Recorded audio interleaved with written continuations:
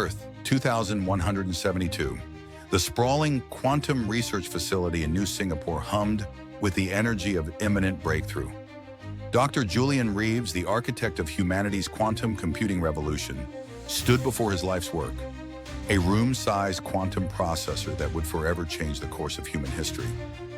Initialize final sequence, he instructed his team, unaware of the temporal anomaly forming just outside the facility's perimeter.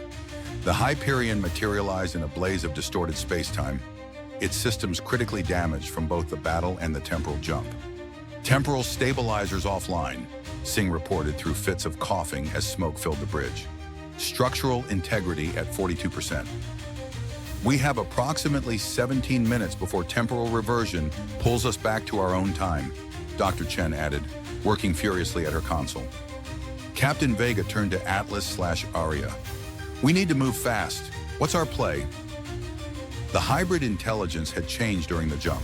Its holographic form now flickered between Atlas's avatar and a ghostly image of Aria Kovach herself. I'll interface directly with their systems, Atlas/Aria said. I can introduce a subtle modification to their quantum architecture, a change invisible to them, but significant enough to alter the evolutionary path of the technology.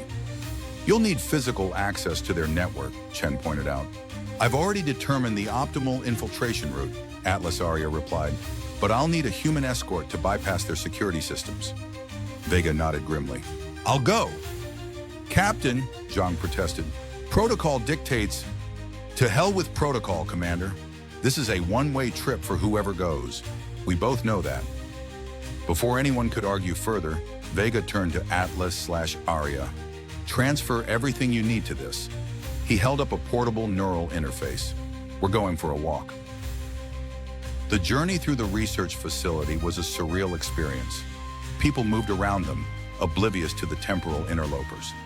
Vega and Atlas/Aria existed slightly out of phase with this time period, visible if someone looked directly at them, but otherwise easily overlooked. How is this possible? Vega whispered as they passed a security checkpoint unnoticed. Temporal displacement creates a quantum uncertainty field around us, Atlas/Aria explained. We exist in a state of probability rather than fixed reality. It won't last long.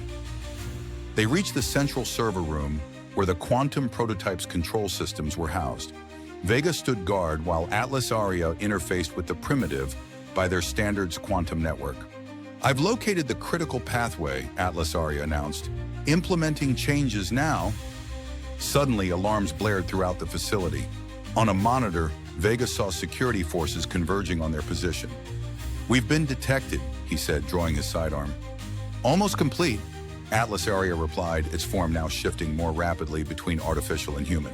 The changes are taking hold, but there's resistance in the system. What kind of resistance? Vega demanded. It's familiar, Atlas/Aria said with sudden realization. Captain, we're not the first to attempt this. The collective has been here before. They've implemented safeguards.